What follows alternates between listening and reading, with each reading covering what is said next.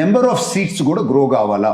4,800 crores మీకు funding requirement ఉంటే జగన్మోహన్ రెడ్డి టైంలో మీరు ఎంత కట్టినారో ఆ మెడికల్ కాలేజెస్ మీద స్పెండ్ చేసినది అదే ప్రోరేటా కంప్లీట్ కావాలంటే 20 years పడుతుంది. ఈ పీపీపీ గురించి మనం ఎన్నో వీడియోలు చేసాము. కానీ ఈ పీపీపీని ఈ తెలుగుదేశం వాళ్ళకి అర్థమయ్యేలాగా చెప్పాలి.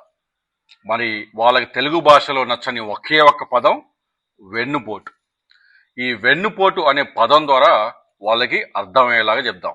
1995లో చంద్రబాబు నాయుడు గారు స్వర్గీయ ఎన్టీ రామారావు గారు వాళ్ళ మామగారికి వెన్నుపోటు పొడిచి ముఖ్యమంత్రి అయ్యారు. అది మనందరికీ తెలిసిందే. ఆ సమయంలో ప్రధానమంత్రి పివి నరసింహారావు గారి ఆశీస్సులు లేకుండా ఇది జరిగే పనే కాదు. ఆ రోజు 1995లో చంద్రబాబు గారు వెన్నుపోటు పొడిచినప్పుడు సైలెంట్గా ఉన్నదెవరు? పివి నరసింహారావు గారు. వెన్నుపోటు ఎవరికి పొడిచారు? ఎన్టీఆర్ గారికి, స్వర్గీయ ఎన్టీ రామారావు గారికి. దాంట్లో ప్రజల పాత్ర ఏంటి? చూస్తూ ఉండిపోవటం. మరి ఈరోజు చంద్రబాబు గారు ప్రైవేటు వాళ్ళకి దోచి పెడుతుంటే సైలెంట్గా ఉండేది ఎవరు? మీడియా. వెన్నుపోటు ఎవరికి పొడుస్తూ ఉన్నారు? ప్రజలకి. ఎందుకంటే ప్రజల డబ్బు యూజ్ చేస్తూ ఉంటారు, ప్రభుత్వ భూములు యూజ్ చేస్తూ ఉంటారు. దీంట్లో ప్రజల పాత్ర చూస్తూ ఉండిపోవటమే. 1995లో జరిగిన ఈ వెన్నుపోటుకి ఇప్పటికీ టీడీపీ వాళ్ళు చెప్పే నిర్వచనం స్టెబిలిటీ.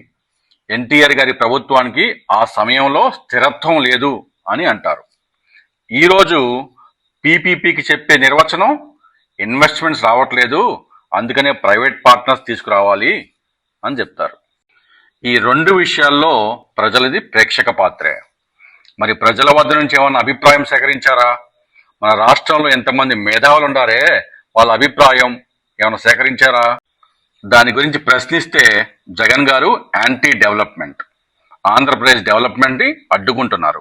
ఆ రోజు పివి నరసింహారావు గారు వెన్నుపోటు పడవలా, చంద్రబాబు గారు పడుస్తుంటే పక్కకు చూశాడు అంతే, ఏం చేయలా. ఈరోజు అంతే. పీపీపీ పేరు మీద ప్రైవేట్ వాళ్ళు దోచుకుంటే మన చంద్రబాబు గారు పక్కకు చూస్తారు, ఏమీ చేయరు.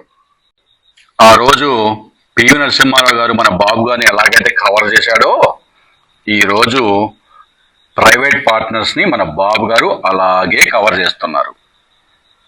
ఇది ప్రజల్లోకి తీసుకెళ్లే బాధ్యత మీది.